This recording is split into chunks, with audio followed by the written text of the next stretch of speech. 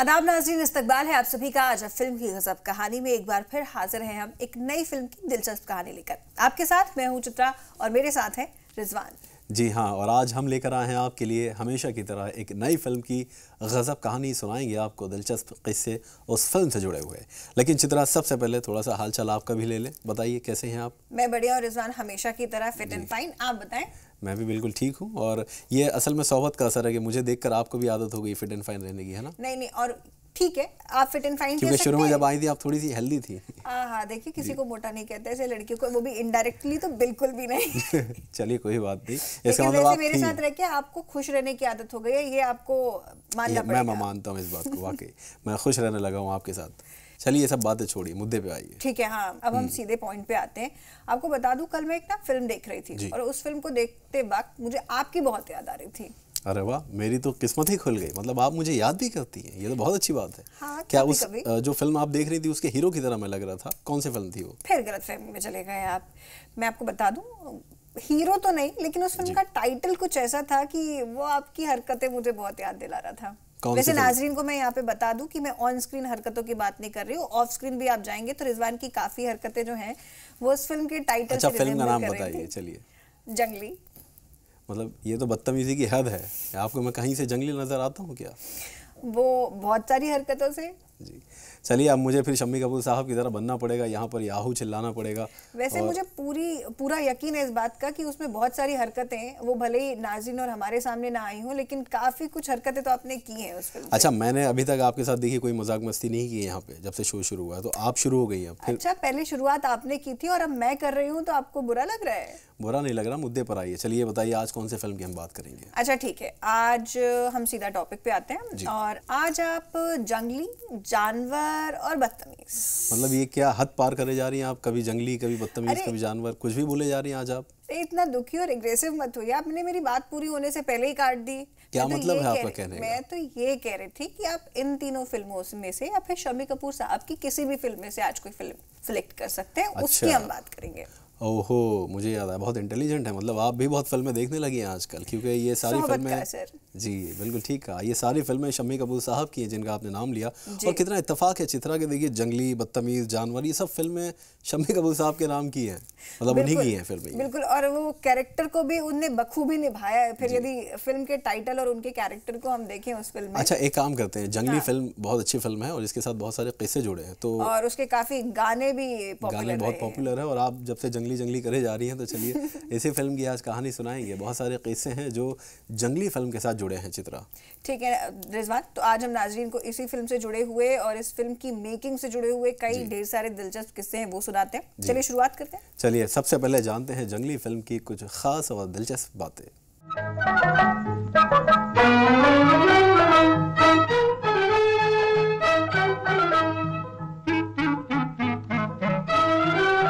Hindi film industry में एक दौर ऐसा आया था जब हिंदी सिनेमा ने पूरी तरह से एक नई टेक्नोलॉजी का इस्तेमाल किया और वो थी ईस्टमैन कलर। वैसे तो हिंदी सिनेमा में सबसे पहली फिल्म 1937 में रिलीज हुई थी और वो थी किसान कन्या। इस फिल्म ने हिंदी सिनेमा में कलर फिल्मों का दौर तो शुरू नहीं किया, लेकिन फिल्म मेकर्स को कलर टेक्नोलॉजी पर काम करने का हौसला दिया। 50 के दशक में कुछ फिल्में कलर में बननी शुरू हो गई, जैसे महबूब खान साहब की आन और वी शांताराम की झनक झनक पायल बाजे।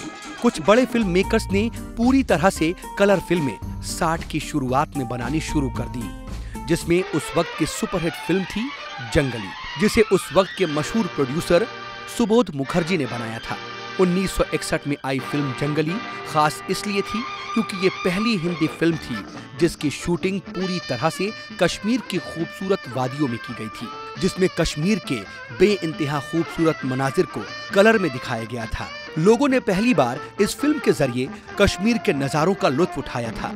सुबोध मुखर्जी ने इस फिल्म को कश्मीर में सिर्फ इसलिए फिल्माया था ताकि वो कश्मीर की खूबसूरती को पूरी तरह से अपनी फिल्म के जरिए हिंदुस्तान की आवाम को दिखा सके। इसीलिए जंगली की कामयाबी के बाद ज्यादातर फिल्म मेकर्स भी कश्मीर की खूबसूरत वादियों में जाकर अपनी फिल्म शूट करने लगे थे। कश्मीर की कली, मेरे सनम, जब जब फूल खिले, आराधना और ना जाने कितनी ही फिल्मों की शूटिंग कश्मीर में शुरू हो गई थी। इस फिल्म में नजर आए थे शम्मी कपूर और सायरा बानो जी। शम्मी कपूर उस वक्त के बड़े स्टार थे और सायरा बानो की यह पहली हिंदी फिल्म थी। 31 अक्टूबर 1961 में रिलीज हुई जंगली के साथ बहुत सारे ऐसे दिलचस्प किस्से जुड़े हैं जिसको आप सुनेंगे तो हैरान रह जाएंगे। सबसे पहले तो आपको बता दें कि जब सुबोध मुखर्जी ने इस फिल्म की कहानी को प्रोड्यूस करने का सोचा तो सबसे पहले इसका नाम रखा गया मिस्टर हिटलर, क्योंकि इस फिल्म के शुरुआती हिस्से में शम्मी कपूर का जो कैरेक्टर था वो बिल्कुल हिटलर की तरह होता था। यही वजह रही थी कि इसका नाम मिस्टर हिटलर सोचा गया था। लेकिन सबको लगा कि कहीं मिस्टर हिटलर नाम रखने से कोई कंट्रोवर्सी ना हो जाए, इसीलिए नाम बदलकर जंगली रख दिया गया। इस फिल्म में शम्मी कपूर को कास्ट करने के पीछे भी एक दिलचस्प किस्सा छिपा है। असल में दिल देके देखो के बाद नासिर हुसैन ने सुबोध मुखर्जी के लिए फिल्म डायरेक्ट करना बंद कर दिया था और अपना प्रोडक्शन हाउस शुरू कर दिया था और एक फिल्म प्लान कर रहे थे जिसका नाम था जब प्यार किसी से होता है, और उस फिल्म में देवानंद साहब को कास्ट करना चाहते थे। ये बात जब सुबोध मुखर्जी को पता चली तो वो काफी नाराज हुए, क्योंकि देवानंद साहब सुबोध मुखर्जी के एक्टर थे, यानी उनके लिए फिल्में किया करते थे। इस पर सुबोध मुखर्जी ने मिस्टर हिटलर यानी जंगली प्लान की और शम्मी कपूर साहब के पास पहुंच गए और अपनी कहानी सुनाई। शम्मी कपूर ने फिल्म के लिए हाँ कर दी और फिर इस तरह से शम्मी कपूर साहब को जंगली फिल्म मिल गई और उनके करियर में ये मील का पत्थर साबित हुई। फिल्म के साथ साथ इसका म्यूजिक भी बेहद मशहूर हुआ। उस साल इस फिल्म के म्यूजिक ने हिंदुस्तान भर में धूम मचा दी थी। फिल्म का म्यूजिक शंकर जयकिशन ने कंपोज किया था और नगमों को अपनी कलम से पिरोया था हसरत जयपुरी और शैलेंद्र ने। शंकर जयकिशन के साथ भी इस फिल्म का एक किस्सा जुड़ा है। जब सुबोध मुखर्जी ने इस फिल्म पर काम करना शुरू कर दिया और कहानी मुकम्मल हो गई, तब उन्होंने शंकर जयकिशन को इसके म्यूजिक के लिए साइन करना चाहा। शंकर जयकिशन उस वक्त म्यूजिक इंडस्ट्री का बहुत बड़ा नाम थे और मसरूफियात की वजह से सुबोध मुखर्जी के साथ उनकी मीटिंग फिक्स नहीं हो पा रही थी। एक रोज सुबोध मुखर्जी की उनसे मुलाकात हुई और शंकर जयकिशन ने उनसे कहा कि हम 3 महीने बाद आपकी कहानी सुनेंगे। 3 महीने तक सुबोध मुखर्जी को इंतजार करना पड़ा और फिर उन्होंने उन्हें अपनी कहानी सुनाई। कुछ दिन बाद शंकर जयकिशन ने उन्हें चाहे कोई मुझे जंगली कहे की धुन सुनाई, जो उन्हें बेहद पसंद आई। इस तरह से इसका म्यूजिक तैयार हुआ और वाकई इस फिल्म के नगमों से आज तक लोग लुत्फ उठा रहे हैं। प्रीमियर में फिल्म देखने के बाद राजेंद्र कुमार ने शम्मी कपूर से कहा था कि फिल्म ओके है और मुझे लगता है 6 हफ्तों तक चलेगी। लेकिन फिल्म रिलीज के बाद बहुत बड़ी हिट साबित हुई, जिसने बॉक्स ऑफिस पर सुपर हिट का खिताब अपने नाम किया और तकरीबन 1,75,00,000 रुपए अपने नाम किए, जो कि 1961 में एक बहुत बड़ी रकम थी। दिल पर दिल तो कहे तेरी राहों को रोक लूं मैं, आई बिरहा की रात अब बतला दे क्या करूं मैं। इस फिल्म का तेलुगु में भी रीमेक बनाया गया था। कुल मिलाकर इस फिल्म को और इस फिल्म के नगमों को लोगों ने काफी पसंद किया था। ये बातें तुम्हारी तड़पेगी मोहब्बत हमारी, मेरे यार शब खैर, मेरे यार शब खैर, मेरे यार शब खैर। आइए आपको इस फिल्म का एक सीन दिखाते हैं।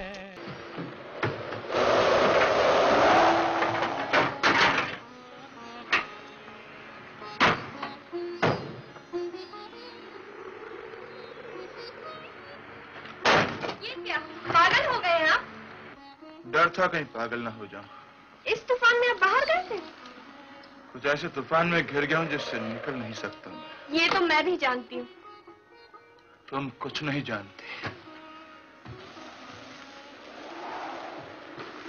आप बड़े बहादुर बनते, इतना सा तूफान नहीं रोक सकते। यही कोशिश कर रहा हूँ। क्या कोशिश? देखो तुम चली जाओ यहाँ से। मैं इन बातों का बिल्कुल आदी नहीं हूँ। किन बातों का? माता जी सुनेगी तो क्या कहेंगी? क्या कहेंगी? कह दीजिएगा कि तूफान किसी की बस की बात नहीं हुआ करती। इत्तेफाक से फंस गए थे, क्या करते? मर जाते। तुम चली जाओ यहाँ से, बिल्कुल बच्ची हो। नाज़रीन, उम्मीद करते हैं कि ये किस्से आपको पसंद आ रहे होंगे, लेकिन इस फिल्म के गानों से जुड़े हुए और इस फिल्म से जुड़े हुए बहुत सारे किस्से हैं। इस फिल्म का रिजवान वो गाना चाहे कोई मुझे जंगली कहे, जो काफी फेमस हुआ था। वैसे कहने की जरूरत नहीं है, आप लोग कहते होंगे। वैसे आपके लिए भी ये गाना उतना ही सूट होता है, बता दूं मैं आपको। चलिए, अच्छी बात है। फिलहाल वाकई इस गाने के साथ बहुत सारे किस्से हैं जो आप सुनेंगे तो हैरान होंगे। एक बात तो ये कि शम्मी कपूर साहब इस गाने की जब शूटिंग कर रहे थे तो चित्रा उनके घुटने तक जख्मी हो गए थे बर्फ में। जी, और इसकी शूटिंग लोकेशन को लेकर भी स्टोरी जो है वो काफी बताएंगे इस छोटे से ब्रेक के बाद। बहुत सारे किस्से हैं इस फिल्म से जुड़े हुए।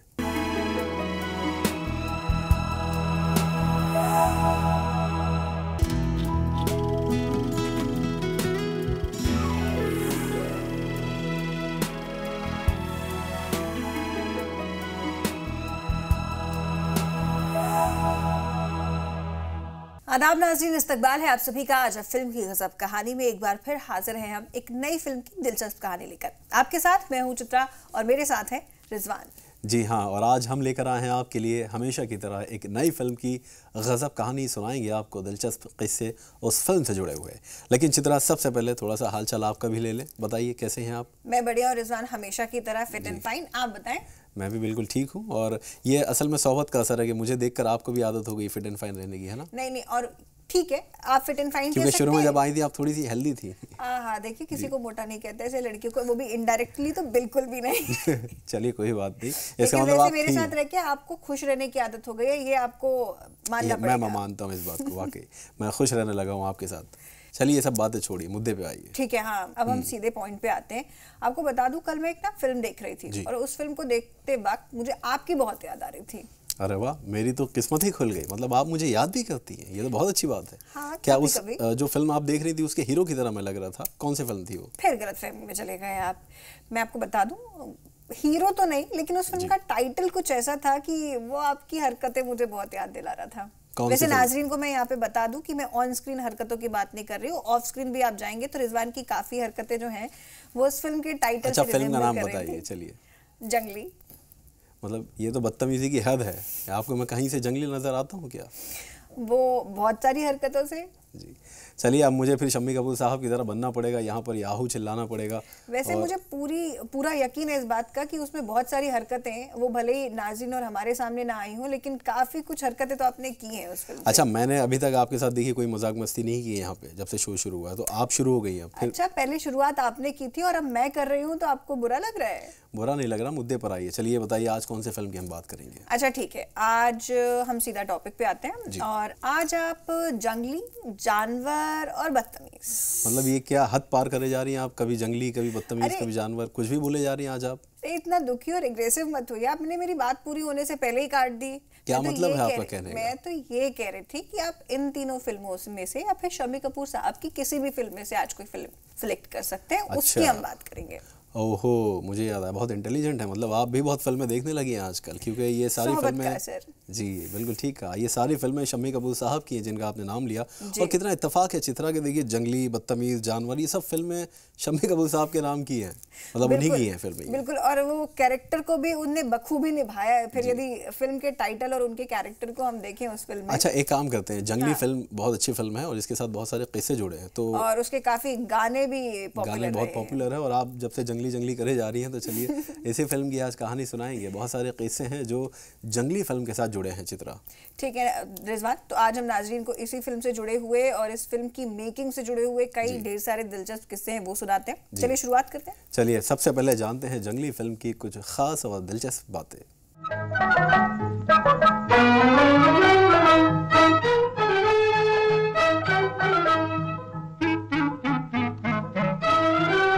हिंदी फिल्म इंडस्ट्री में एक दौर ऐसा आया था जब हिंदी सिनेमा ने पूरी तरह से एक नई टेक्नोलॉजी का इस्तेमाल किया और वो थी ईस्टमैन कलर। वैसे तो हिंदी सिनेमा में सबसे पहली फिल्म 1937 में रिलीज हुई थी और वो थी किसान कन्या।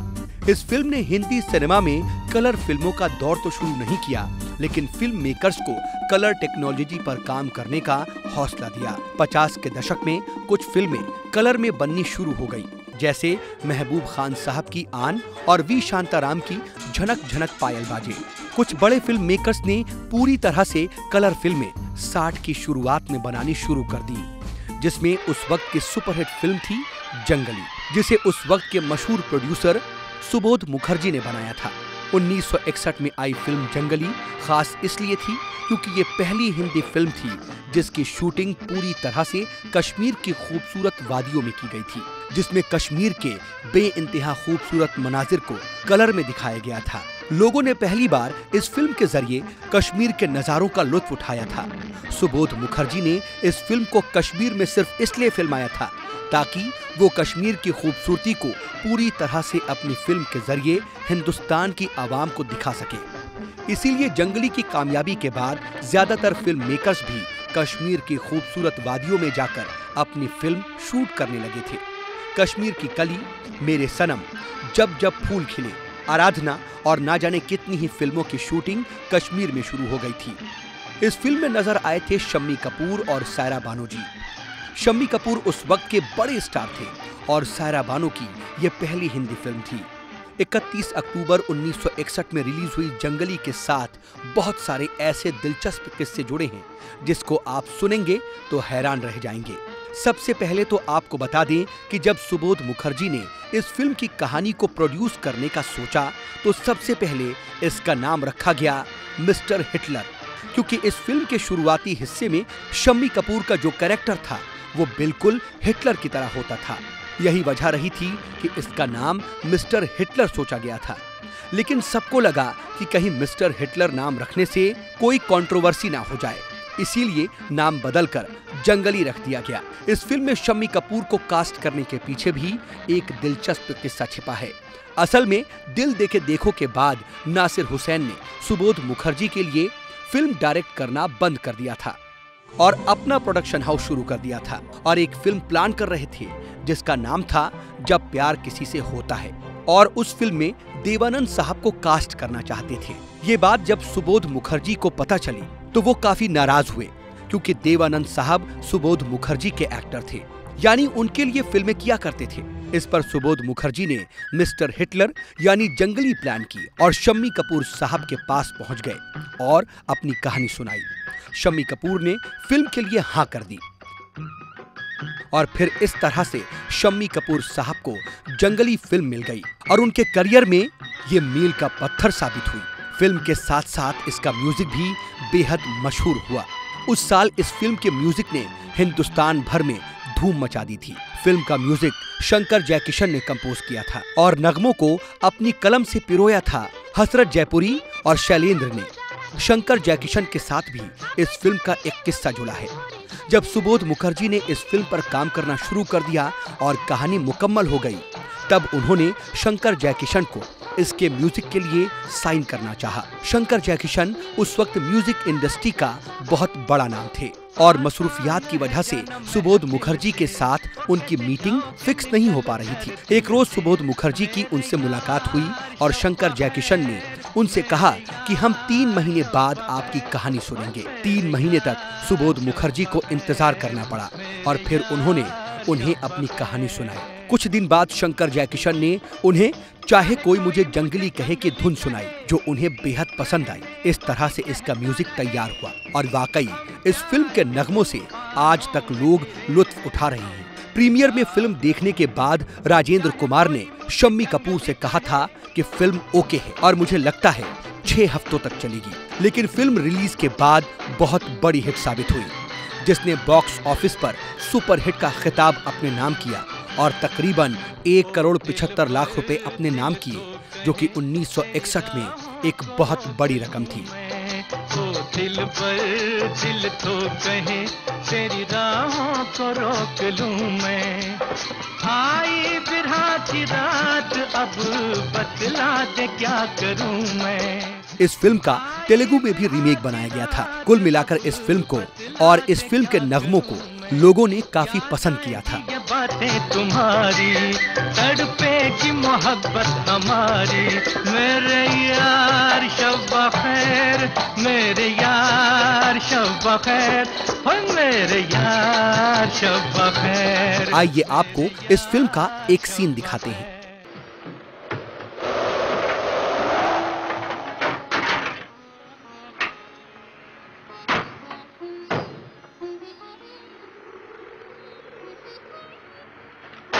ये क्या पागल हो गए आप?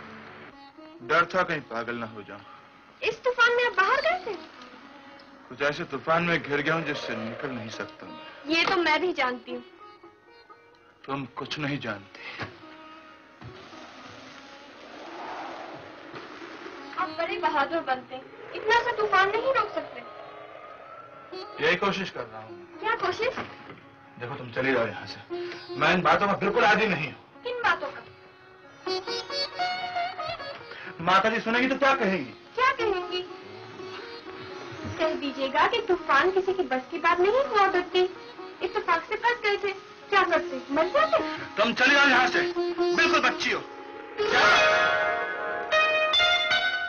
नाज़रीन, उम्मीद करते हैं कि ये किस्से आपको पसंद आ रहे होंगे, लेकिन इस फिल्म के गानों से जुड़े हुए और इस फिल्म से जुड़े हुए बहुत सारे किस्से हैं। इस फिल्म का रिजवान वो गाना चाहे कोई मुझे जंगली कहे, जो काफी फेमस हुआ था। वैसे कहने की जरूरत नहीं है, आप लोग कहते होंगे। वैसे आपके लिए भी ये गाना उतना ही सूट होता है, बता दूं मैं आपको। चलिए, अच्छी बात है। फिलहाल वाकई इस गाने के साथ बहुत सारे किस्से हैं जो आप सुनेंगे तो हैरान होंगे। एक बात तो ये कि शम्मी कपूर साहब इस गाने की जब शूटिंग कर रहे थे तो चित्रा उनके घुटने तक जख्मी हो गए थे बर्फ में। जी, और इसकी शूटिंग लोकेशन को लेकर भी स्टोरी जो है वो काफी बताएंगे इस छोटे से ब्रेक के बाद। बहुत सारे किस्से हैं इस फिल्म से जुड़े हुए।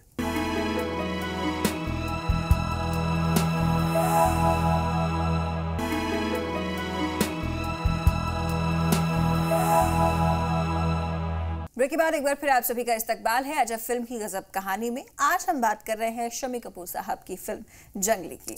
जी हाँ, और जंगली फिल्म के दिलचस्प किस्से आपको हम सुना रहे हैं। दिलचस्प किस्सों के साथ ही रिजवान, मुझे याद आया, सायरा बानो जी आपको कैसी लगती है, ये बताएं। सायरा बानो जी तो बेतहाशा खूबसूरत, और उस वक्त भी जब फिल्मों में थी वो, और आज भी मुझे बहुत पसंद है। मैं तो बहुत बड़ा फ़ैन हूँ। और आपको बता दूं कि सायरा बानो जी की ये पहली फिल्म थी। उनको ना तो एक्टिंग आती थी, ना डांस आता था, ना ही डायलॉग डिलीवरी आती थी। आप तो ऐसे कह रहे हैं जैसे सारी ट्रेनिंग आप ही ने दी थी उनको। नहीं, देखा, फिर शुरू हो गई आप। अभी आपने प्रॉमिस किया था ना। नहीं, मैंने कहा था कि इसके बारे में सोचा जाएगा। चलिए ठीक है। लेकिन मैं वाकई बहुत एक दिलचस्प किस्सा है कि ये पहली बार फिल्मों में आई थी, लंदन से पढ़कर आई थी, इसलिए इनको कुछ भी नहीं आता था। और इस फिल्म के लिए उन्होंने बहुत मेहनत की थी, सायरा बानो जी ने। जैसे कि मैंने इस शो के लिए बहुत मेहनत की थी। शुरू में आप भी वैसी थी सायरा बानो जी की तरह, ना आपको एक्टिंग आती थी, ना एंकरिंग आती थी, ना बोलना आता था। मेरी ज्वाइनिंग तो आप ही ने करवाई थी ना। ज्वाइनिंग भी करवाई थी, ट्रेनिंग भी दी थी साथ में। ओहो। चलिए, गुरु दक्षिणा देने का वक्त है अब। हाँ, तो चलिए गुरु दक्षिणा में ये किस्सा बता देते। जी, आइए हम देखते हैं ये किस्सा। जब सायरा बानो जी पहली बार फिल्मों में आई थी तो क्या हुआ था उनके साथ, क्यों उनको डांट पड़ी थी। 1961 में रिलीज हुई फिल्म जंगली की एक खास बात और थी कि इसमें पहली बार नजर आई थी बेहद खूबसूरत अदाकारा सायरा बानो जी। सायरा बानो ने फिल्म जंगली से अपनी एक्टिंग करियर की शुरुआत की थी, और जिस वक्त वो इस फिल्म में काम कर रही थी उस वक्त उनकी उम्र महज 16 बरस की थी। सायरा बानो लंदन से हिंदुस्तान वापस आई थी और उन्हें सुबोध मुखर्जी ने अपनी फिल्म जंगली के लिए साइन कर लिया था। जिस वक्त सायरा बानो ने इस फिल्म में काम करना शुरू किया उस वक्त ना तो उन्हें एक्टिंग आती थी, ना ही डांस आता था, और ना ही ठीक तरीके से उर्दू, इसीलिए डायलॉग भी ठीक से नहीं बोल पा रही थी। अरे, तेरा लाख लाख शुक्र है भगवान, आखिर सलीका सिखा ही दिया तूने। अब खाने पर और मुझ पर रहम फरमाइए। तूफान के तेवर बहुत यही वजह रही कि शूटिंग के शुरुआत में उन्हें डायलॉग्स बोलने में काफी परेशानी हुई, और फिल्म के डायलॉग राइटर उन्हें उर्दू में डायलॉग डिलीवरी की ट्रेनिंग दी। इसके अलावा सायरा बानो उस वक्त इतनी पतली दुबली थी कि एक बार दिलीप साहब ने भी उन्हें जब जंगली की शूटिंग के दौरान देखा था तो बोले कि हीरोइन इतनी दुबली पतली है कि कहीं हवा के झोंके से उड़ ना जाए।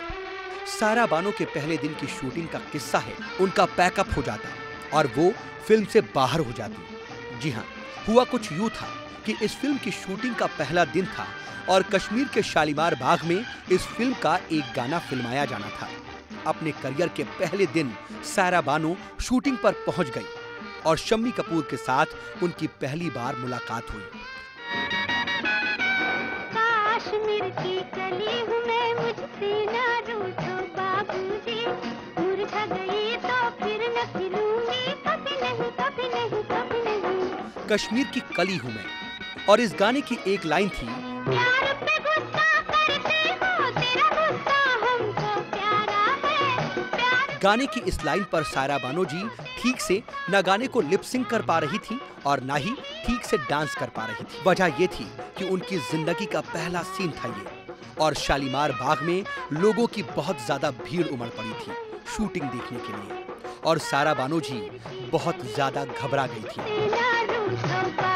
वो नर्वस थी। कई रीटेक्स के बाद तो शम्मी कपूर साहब को भी गुस्सा आ गया और वो सायरा बानो जी के पास गुस्से में आकर उनसे बोली, ये क्या है, काम करना है तो ठीक से करो, लोगों से इतना घबरा रही हो तो बुर्का पहनकर एक्टिंग कर लो। बस इतना कहने पर वो रोने लगी और इन्हें लगा कि बरसों की तमन्ना पर जैसे पानी फिर गया।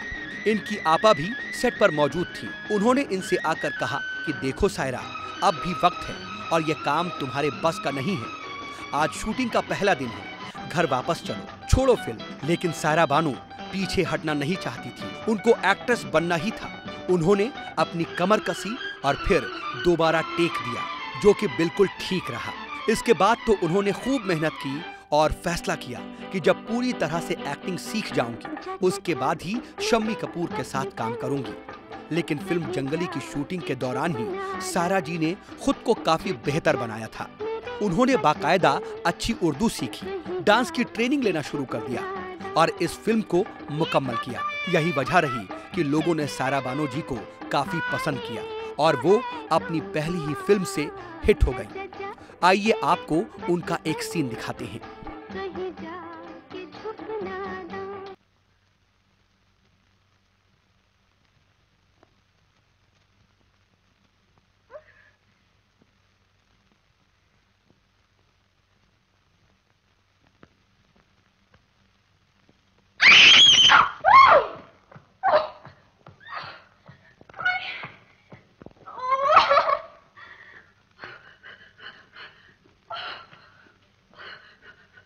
कितना मना किया था बंदरों से मत लड़ा कर, काट खाया ना किसी बंदर ने। पिताजी, आज तो एक बहुत बड़ा जुगादरी बंदर मिल गया था। जुगादरी बंदर? हाँ। कश्मीर में कैसे आया? आया नहीं, कहीं से लाया गया है। ओहो, कितना पैसा लोग वेस्ट करते हैं। जुगादरी बंदर लेकर कश्मीर सैर करने आए। अपने अपने शौक हैं पिताजी। ओफो, आज आपने फिर वही पुराना सूट पहना है। अपने अपने शौक है बेटी। पिताजी, मेरी गुड़िया पड़े पड़े बूढ़ी हो गई है। आपने एक गुड्डा लाने का वादा किया था ना। अब तो मैं इस घर में एक बंदर लाने के फिक्र में हूँ। बंदर? काहे के लिए? मेरी ये बंदरिया भी तो बड़ी हो गई है ना। पिताजी।